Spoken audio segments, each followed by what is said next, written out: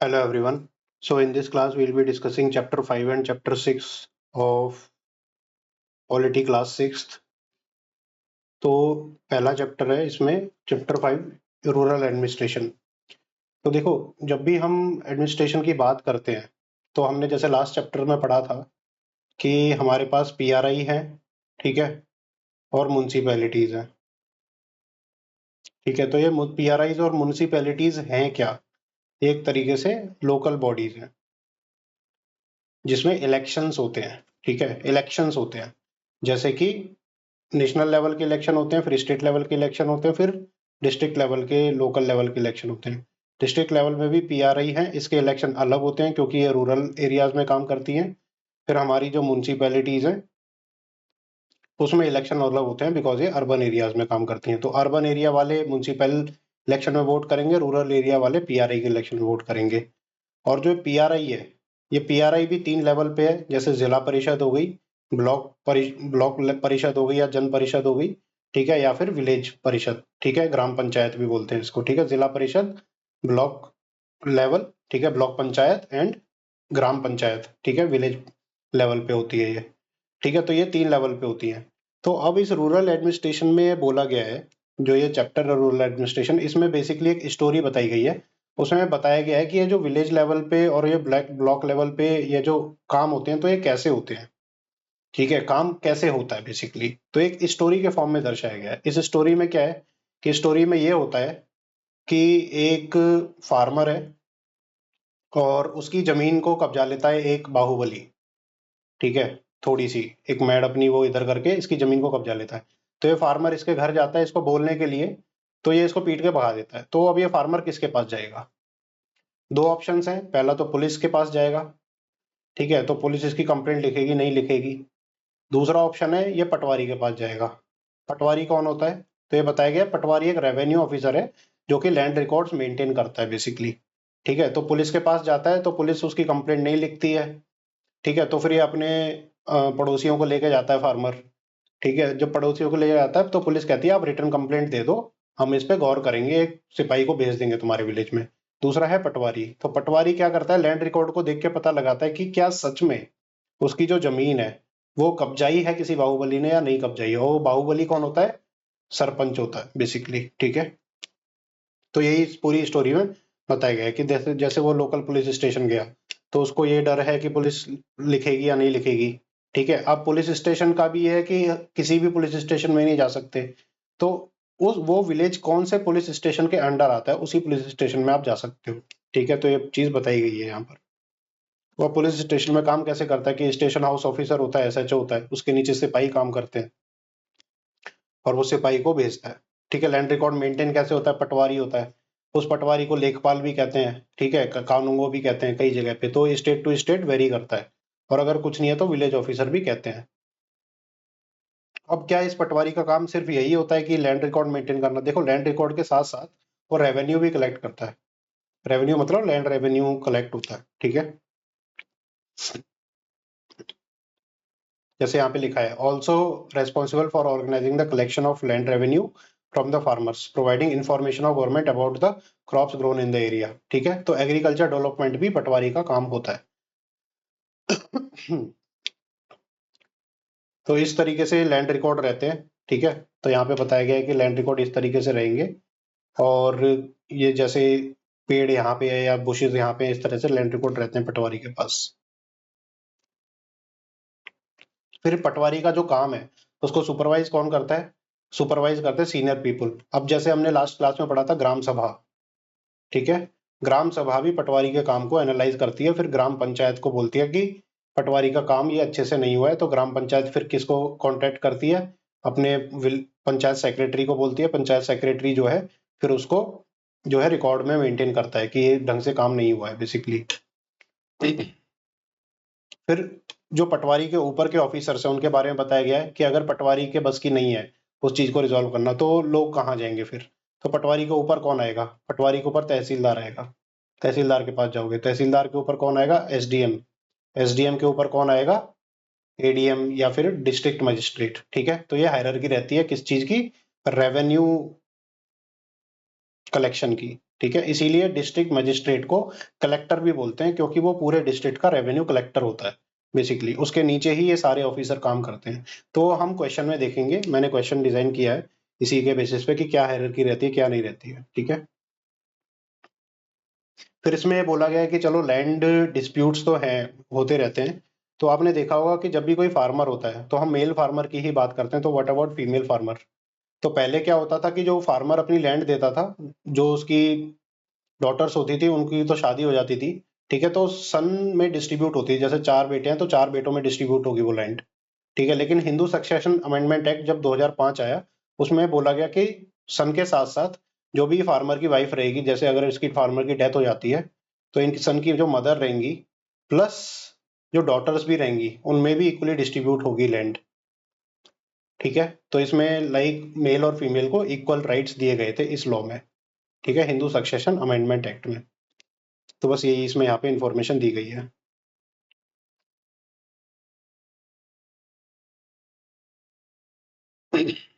और तहसीलदार का और भी वर्क क्या होता है, ठीक है, यहाँ पे दिया गया है अदर पब्लिक सर्विसेज में, जैसे कि जितनी भी फेयर प्राइस शॉप्स हैं, कौन सा बैंक विलेज में है, पुलिस स्टेशन कहाँ लगेगा, ठीक है, तो ये सब काम भी जो है ना, डिसीजन कौन करता है, तहसीलदार और एसडीएम मिलके करते हैं।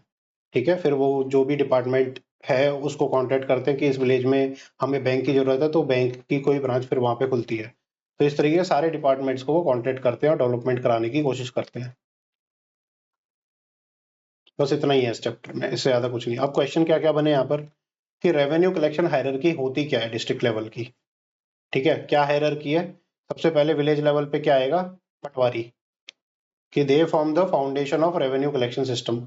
ठीक है, patwari maintain crucial land records at village level, कि लैंड ओनरशिप इंफॉर्मेशन क्या है, क्रॉप कौन कौन सी शो की जा रही है। ठीक है, मैप्स जो लैंड के हैं वो सब देखता है। फिर विलेज लेवल के ऊपर सब डिस्ट्रिक्ट लेवल पे कौन सा ऑफिसर आ जाएगा, तहसीलदार, कि जो पटवारी के बस की नहीं है प्रॉब्लम सॉल्व करना, वो तहसीलदार सॉल्व करेगा। ठीक है, और जो फार्मर्स हैं जो पटवारी से खुश नहीं है, वो तहसीलदार के पास जाके कंप्लेंट कर सकते हैं या फिर अपनी जो है रिक्वेस्ट उसको रेज कर सकते हैं। ठीक है, तो ये तहसील पे बैठता है। तहसील क्या होती है, एक सब जैसे ये डिस्ट्रिक्ट है, ठीक है, इस डिस्ट्रिक्ट को क्या है 4 सब डिवीजन में डिवाइड कर दिया। ये जैसे गाजियाबाद डिस्ट्रिक्ट में मैं रहता हूँ तो ये गाजियाबाद है, इसको 4 सब डिवीजन में लेट से डिवाइड कर दिया, जैसे साहिबाबाद हो गया या फिर कोई और डिस्ट्रिक्ट हो गई, सब डिस्ट्रिक्ट हो गई। ठीक है, इसमें भी ना, इसमें भी तहसील डिवाइडेड होंगी, जैसे एक सब डिस्ट्रिक्ट 4 तहसील में डिवाइडेड है। ठीक है, और एक तहसील जो है ये भी कई सारे विलेजेस में डिवाइड होगी। तो ऐसे डिवाइड होता है, तो एक विलेज का क्या होगा, पटवारी, फिर एक तहसील का क्या होगा, तहसीलदार, फिर एक सब डिस्ट्रिक्ट का क्या होगा, एसडीएम, रेवेन्यू ऑफिसर, पूरे डिस्ट्रिक्ट का कौन होगा, डीएम, डिस्ट्रिक्ट मजिस्ट्रेट। इस तरीके से डिवीजन होता है। ठीक है, हर डिस्ट्रिक्ट में ऐसा ही होता है। फिर एसडीएम रहेगा उसके ऊपर, सबसे ऊपर हमारा डिस्ट्रिक्ट मजिस्ट्रेट, डेप्यूटी कमिश्नर भी बोलते हैं इसको। ठीक है, तो ये तो हमारी हायरार्की होगी रेवेन्यू कलेक्शन की। तो हमने लास्ट क्लास में ये बताया गया था बीडीओ भी कोई अफसर होता है, डीडीओ भी कोई अफसर होता है, तो इनका क्या काम होता है। देखो, ये जो अफसर होते हैं ना, इनका काम सिर्फ रूरल इलाके में होता है, ओनली रूरल। तो ये जो मैंने बताया आपको, ये जो है ये इसमें रूरल और अर्बन दोनों आ रहे हैं। मान लो इस सब डिस्ट्रिक्ट में इतने में रूरल इलाके हैं, इतने में अर्बन इलाके हैं, तो दोनों आ रहे हैं, तो एसडीएम वो दोनों का रहेगा, तहसीलदार उन दोनों का रहेगा। तहसीलदार जो है वो रूरल और अर्बन इलाके में डिफरेंशिएट नहीं करेगा, तो वो पूरे इलाके का रहेगा।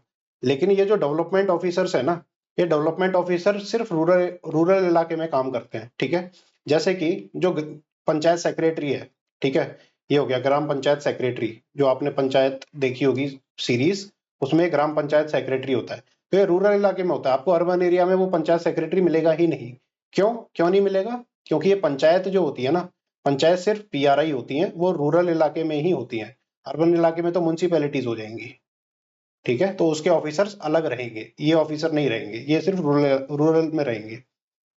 तो विलेज लेवल पे हो गया हमारा पंचायत सेक्रेटरी, फिर ब्लॉक लेवल पे हो गया हमारा बीडीओ। ठीक है, तो अगर आप पीसीएस क्लियर करके बीडीओ बनते हो ना, तो आपको रूरल डेवलपमेंट करना है, अर्बन एरिया में आपको पोस्टिंग नहीं मिलेगी। फिर डीडीओ। ठीक है, अब ये जो डीडीओ है और ये बीडीओ है, ठीक है, ये किसको रिपोर्ट करते हैं।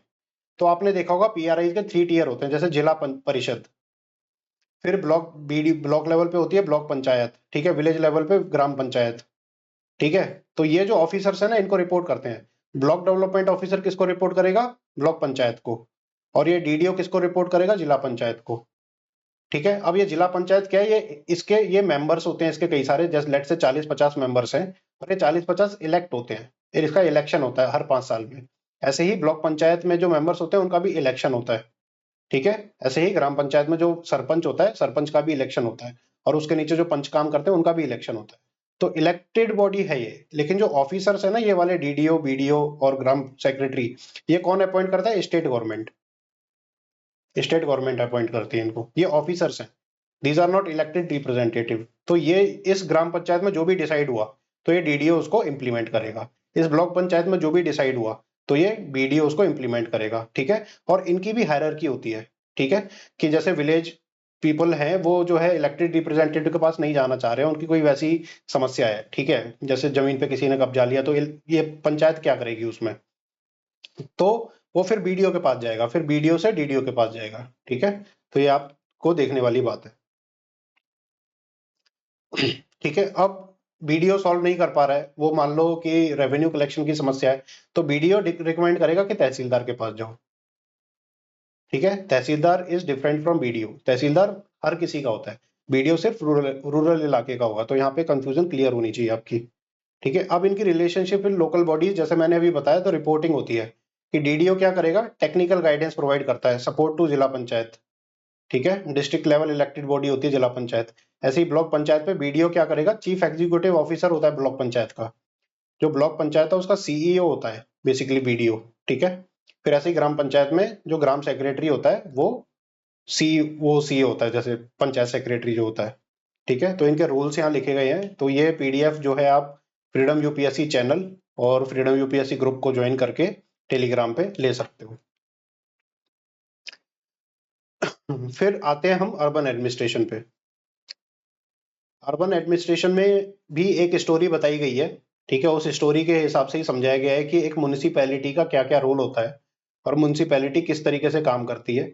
अगर किसी पर्सन को समस्या आ जाती है, तो वो तो किस अफसर के पास जाएगा बेसिकली उस समस्या को रिजोल्व कराने के लिए, या फिर कौन सा उसके पास लोकल लेवल का इलेक्टेड रिप्रेजेंटेटिव है जिसके पास जाएगा। जैसे हमने रूरल में तो पढ़ा कि वो भाई सरपंच के पास जाएगा पहले। ठीक है, या फिर पंचायत सेक्रेटरी के पास जाएगा। ठीक है, और अगर लैंड रेवेन्यू में कोई दिक्कत है तो पटवारी के पास जाएगा। ठीक है, पटवारी से प्रॉब्लम सॉल्व नहीं हुई तो तहसीलदार के पास जाएगा। ठीक है, और अगर कोई डेवलपमेंट वर्क है, जैसे रोड वगैरह बननी है, और पंचायत सेक्रेटरी को नहीं पता है कैसे बननी है, तो वो बीडीओ के पास जाएगा। ठीक है, डेवलपमेंट वर्क है तो बीडीओ के पास जाएगा। तो इस तरीके से रूरल में काम करता है। तो अर्बन एडमिनिस्ट्रेशन में किस तरीके से काम करेगा? अर्बन एडमिनिस्ट्रेशन में देखो, जैसे म्युनिसिपैलिटी है ये। अब म्युनिसिपैलिटी भी 3 तरह की होती है। ठीक है, जो हमारा 74th कॉन्स्टिट्यूशनल अमेंडमेंट एक्ट आया था, उसमें जो है म्युनिसिपैलिटीज के बारे में बताया गया था। तो उसमें 3 तरह की म्युनिसिपैलिटी है। एक तो म्युनिसिपल कॉर्पोरेशन है, दूसरी म्युनिसिपैलिटी है नॉर्मल म्युनिसिपैलिटी। ठीक है, तीसरी है नगर पंचायत। तो ये हायरार्की नहीं है, ये बेसिकली ये सबसे बड़ी होती है, ये उससे छोटी होती है, ये उससे छोटी होती है नगर पंचायत। मान लो ये पूरा डिस्ट्रिक्ट है। ठीक है, इसमें इतना इलाका रूरल है, इतना इलाका अर्बन है हमारा। ये अर्बन इलाका है, ये रूरल इलाका है डिस्ट्रिक्ट में। ठीक है, अब डिस्ट्रिक्ट में ये जो रूरल इलाका है, इसमें तो पीआरआई काम कर रही है, लेकिन ये पूरा अर्बन इलाका है। अब इस अर्बन इलाके में भी ना, इस अर्बन इलाके में भी आपने देखा होगा, जो डिस्ट्रिक्ट के बीचों बीच होता है, जैसे गाजियाबाद के बीचों बीच, जो गाजियाबाद का बिल्कुल मेन सेंटर है, वो तो बहुत मतलब अर्बनाइज्ड होता है। लेकिन जो आउटस्कर्ट होते हैं, जो रूरल के करीब है लेकिन रूरल रहा नहीं है, तो ऐसे छोटे छोटे इलाके होते हैं। ठीक है, एक बीच में बड़ा इलाका रहेगा। ठीक है, तो ये जो हो गया बिल्कुल सेंटर पे होता है, ये इसको बोलते हैं म्युनिसिपल कॉर्पोरेशन। जैसे आपकी भी डिस्ट्रिक्ट में, आप जिस भी डिस्ट्रिक्ट में रहते हो, उसमें एक म्युनिसिपल कॉर्पोरेशन होगी। जैसे आगरा में रहते हो तो आगरा म्युनिसिपल कॉर्पोरेशन। ठीक है, बड़ी। लेकिन उसके छोटे इलाका, जैसे आगरा तो बहुत बड़ी डिस्ट्रिक्ट है, उसमें अर्बन इलाके और भी सारे हो सकते हैं, तो उसमें छोटी म्युनिसिपैलिटी रहेगी, उसकी पॉपुलेशन कम होगी। अर्बन है लेकिन पॉपुलेशन कम है। और बिल्कुल ही बिल्कुल आउटस्कर्ट्स में कोई रूरल के पास होगी, लेकिन वो टाउन है, तो वहां पे नगर पंचायत होगी। ठीक है, तो ये देखना है। तो अब ये देखो, पीआरआई में तो ओवरलैप होता है। पीआरआई में क्या होता है? ओवरलैप होता है। ओवरलैप कैसे? कि जैसे ये हमारा रूरल एरिया है, इसी के अंदर जो है ना, डिवीजन होता है ब्लॉक्स का। ये पूरा रूरल इलाका है किसी भी डिस्ट्रिक्ट में, इसके अंदर 4 ब्लॉक्स हैं, जैसे 1 2 3 4। फिर इन ब्लॉक्स के अंदर भी ना ग्राम पंचायत होती है, 1 2 3 4 ग्राम पंचायत। लेकिन म्युनिसिपैलिटीज में ऐसा नहीं होता है। म्युनिसिपैलिटी में ये म्युनिसिपल कॉर्पोरेशन है ना इतनी बड़ी, इसके अंदर कुछ नहीं है, ये सिर्फ एक ही म्युनिसिपल कॉर्पोरेशन है। फिर जो म्युनिसिपैलिटी रहेगी वो अलग रहेगी, इनके एरिया सेम नहीं रहेंगे। आप ये देख रहे हो ना कि जिला पंचायत के अंदर ही आती है ब्लॉक पंचायत, ब्लॉक पंचायत के अंदर ही आती है विलेज पंचायत। लेकिन अर्बन एरियाज में ऐसा नहीं होता है, अर्बन एरियाज में अलग रहता है। म्युनिसिपल कॉर्पोरेशन के अंदर नहीं आती म्युनिसिपैलिटी, वो अलग होती है, ठीक है, अलग एरिया मिलेगा, ठीक है। तो बस ये समझने वाली बात है यहाँ पर। तो ये स्टोरी में ये बताया गया है कि स्ट्रीट लाइट टूट जाती है बच्चों से खेलते हुए क्रिकेट, तो स्ट्रीट लाइट को कौन सही करेगा, तो फिर बताया गया कि म्युनिसिपल कॉर्पोरेशन वाले सही करेंगे। फिर म्युनिसिपल कॉर्पोरेशन वाले सही करेंगे तो वो कैसे सही करेंगे, उनके पास पैसा कहाँ से आएगा, तो वो टैक्स कलेक्ट करते हैं, वहां से पैसा आएगा। और म्युनिसिपल कॉर्पोरेशन को हम बताएंगे कैसे कि हमारी स्ट्रीट लाइट टूटी है उसको ठीक करो, तो हम कहाँ जाएंगे, पार्षदों के पास जाएंगे। अब ये पार्षद क्या चीज है, वार्ड काउंसलर्स, वार्ड काउंसलर्स को कहते हैं पार्षद। ठीक है, मैं बताता हूँ कैसे। कि जैसे म्युनिसिपल कॉर्पोरेशन है ये, अब म्युनिसिपल कॉर्पोरेशन इसको कई सारे वार्ड्स में डिवाइड किया हुआ है, ठीक है। हर वार्ड का एक पार्षद रहता है, काउंसलर रहता है, ठीक है, हर वार्ड का एक काउंसलर रहता है। अब ये सारे काउंसलर मिलके ना क्या बनते हैं, म्युनिसिपल जो कमेटी होती है ना उसमें बैठते हैं।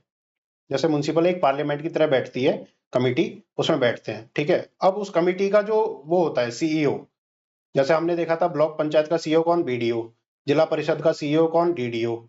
और तो ये म्युनिसिपैलिटी का सीईओ कौन होगा, म्युनिसिपल कमिश्नर, आपने सुना होगा। आपकी अगर सिटी में रहते हो तो म्युनिसिपल कमिश्नर आपने सुना होगा, ये भी यंग आईएएस अफसर बनते हैं, म्युनिसिपल कमिश्नर। तो ये म्युनिसिपल कमिश्नर होता है ना, ये होता है इसका सीईओ म्युनिसिपल कॉर्पोरेशन का, ठीक है। और ये कौन अपॉइंट करता है, स्टेट गवर्नमेंट। और ये जो म्युनिसिपैलिटी होती है और नगर पंचायत होती हैं, तो इनके भी सीईओ कौन होते हैं, अफसर ही होते हैं, ऐसे कमिश्नर टाइप ही होते हैं। और इनको कौन अपॉइंट करती है, इनको भी स्टेट गवर्नमेंट करती है। तो ये कौन होते हैं, ये पीसीएस होते हैं, ज्यादातर पीसीएस ऑफिसर होते हैं, ठीक है, पीसीएस ऑफिसर होते हैं ये। और municipal commissioner usually IAS officer होता है या काफी सीनियर पीसीएस ऑफिसर होता है, ठीक है। तो ये पार्षद के पास जाते हैं, तो जैसे गार्बेज कलेक्शन हो रहा है कहीं पे, बहुत ज्यादा जो है कूड़ा कचरा पड़ा हुआ है, गंदगी फैल रही है, नाले साफ नहीं हुए, या कोई भी इशू है अर्बन एरिया में, तो लोग जो है पार्षद के पास जाते हैं कि हमारी ये प्रॉब्लम रिजॉल्व कराओ। तो ये पार्षद कमेटी जो होती है, उसकी म्युनिसिपल कॉर्पोरेशन में कई सारी कमेटी होती हैं अलग अलग कामों की। जैसे कई सारे डिपार्टमेंट्स हैं कि वाटर डिपार्टमेंट अलग है, सैनिटेशन डिपार्टमेंट अलग है, हाउसिंग डिपार्टमेंट अलग है, गार्बेज कलेक्शन डिपार्टमेंट अलग है, ठीक है, स्ट्रीट लाइट का डिपार्टमेंट अलग है। तो ये काउंसलर उस कमिटीज को बोलते हैं, उन डिपार्टमेंटल कमिटीज को बोलते हैं कि ये काम हमारे वार्ड में होना है। फिर वो उस पर डिसीजन लेते हैं और ये सीईओ को बोलते हैं कि फाइनली जब अप्रूव हो जाता है काम, तो सीईओ उसको फिर इंप्लीमेंट कराता है, काम को कंप्लीट कराता है, ठीक है। ये म्युनिसिपल कमिश्नर जो होता है, तो इस तरीके से काम करता है ये। तो इसमें यही बोला गया है कि ग्रुप ऑफ काउंसलर हमारे डिसीजन लेते हैं और उनपे कमिटीज और डिसाइड करती हैं और डिबेट करती हैं। उसके बाद जब एक बार चीज डिसाइड हो जाती है कि हाँ भाई यहाँ नाला बनना है, यहाँ ड्रेन बनना है, उसके बाद वो चीज इंप्लीमेंट होने के लिए हमारे म्युनिसिपल कमिश्नर को दे दी जाती है कि आप इंप्लीमेंट करो इस चीज को। तो जैसे अलग अलग डिपार्टमेंट्स होते हैं, वाटर गार्बेज कलेक्शन मैंने ऑलरेडी बता दिया आपको,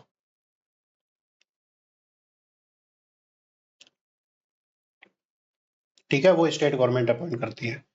तो यही है। और वो कहाँ से पैसे मिलते हैं इसको, म्युनिसिपल कॉर्पोरेशन को, तो इनकी ग्रांट्स आती हैं कई सारी, कि जैसे अर्बन डेवलपमेंट की ग्रांट्स जो है वो एक तो सेंट्रल गवर्नमेंट से आएगी, फिर स्टेट गवर्नमेंट की ग्रांट्स आती हैं। तो या स्टेट गवर्नमेंट की जो भी स्कीम है, जैसे सेंट्रल गवर्नमेंट की कौन सी स्कीम है, प्रधानमंत्री आवास योजना है, ठीक है, अर्बन। तो हाउसिंग की ग्रांट्स इस स्कीम में से आएंगी। तो बहुत सारी स्कीम है, स्वच्छ भारत मिशन अर्बन है। तो इन स्कीम्स में से अर्बन एरियाज के लिए ग्रांट्स आती हैं, तो वो इनकी रेवेन्यू भी होती है बेसिकली, तो इनको पैसा वहां से मिलता है। फिर दूसरा, इनको ये टैक्स लगाते हैं, तो प्रॉपर्टी टैक्स जो है वो लगाते हैं लोग, ठीक है। और आपने हाउस टैक्स भी देखा होगा जहां आप रहते हैं, अगर आप सिटी में रहते हैं तो आपके घर पे हाउस टैक्स आता होगा, वाटर टैक्स आता हो, ठीक है। तो ये सारे टैक्सों से म्युनिसिपैलिटी कमाती है और फिर खर्चा करती है नाले वगैरह बनाने में या गार्डन वगैरह बनाने में, ठीक है। फिर एक प्रोटेस्ट का यहाँ पे एग्जाम्पल दिया गया है कि एक प्रोटेस्ट मतलब किसी सिटी में बहुत ज्यादा गार्बेज डंप हो रहा था और बहुत सारे डॉग्स रेट्स वगैरह अट्रैक्ट हो रहे थे और बहुत फाउल स्मेल आती थी। तो वहां पे क्या करा, कुछ महिलाओं ने इकट्ठा होके पार्षद के घर प्रोटेस्ट किया। ठीक है, पार्षद के घर पे। फिर पार्षद बाहर निकला, उसने बोला कि हाँ हम काम करा देंगे।